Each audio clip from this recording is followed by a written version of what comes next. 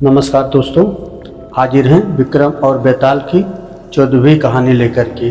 तो ज़्यादा देर न करते हुए कहानी की तरफ चलते हैं। आज कहानी का शीर्षक है चोर क्यों रोया। अयोध्या नगरी में वीरकेतु नाम का राजा राज्य करता था। उसके राज्य में रत्न दत्त नाम का एक साहूकार था, जिसके रत्नवती नाम की एक लड़की थी। वह बहुत सुंदर थी। वह पुरुष के भेष में रहा करती थी और किसी से भी ब्याह नहीं करना चाहती थी। उसका पिता बड़ा दुखी था।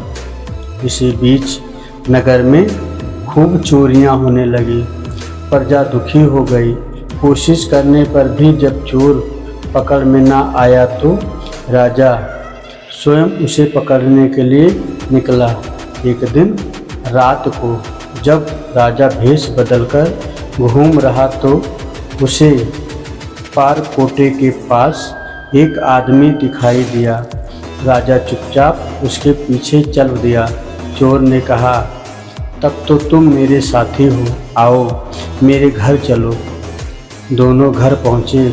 उसे बिठलाकर चोर किसी काम के लिए चला गया। इसी बीच उसकी दासी आई और बोली, तुम यहाँ क्यों आए हो? चोर तुम्हें मार डालेगा, भाग जाओ।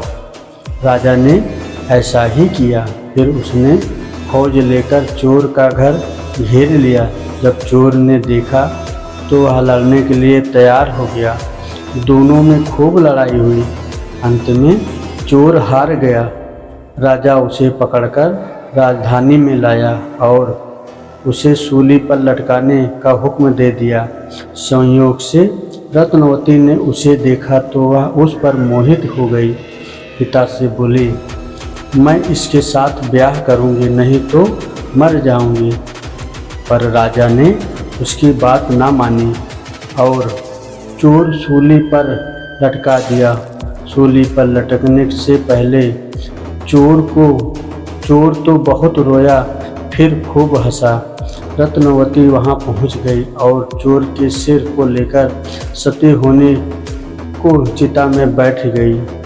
उसी समय देवी ने आकाशवाणी की, मैं तेरी पति भक्ति से प्रसन्न हूँ, जो चाहे सो मांग। रत्नवती ने कहा, मेरे पिता के कोई पुत्र नहीं है, सो वर दीजिए कि उनसे 100 पुत्र हो।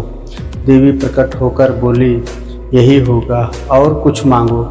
वह बोली, मेरे पति जीवित हो जाएं। देवी ने उसे जीवित कर दिया। दोनों का विवाह हो गया।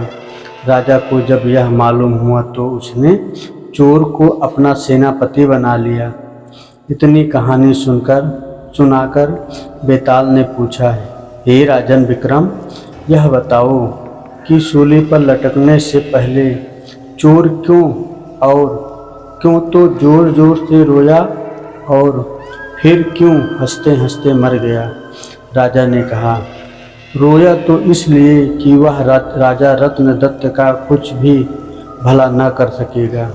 हंसा इसलिए कि रत्नवती बड़े बड़े राजाओं और धनिकों को छोड़कर उस पर मुग्ध होकर मरने को तैयार हो गई। स्त्री के मन की गति को कोई नहीं समझ सकता।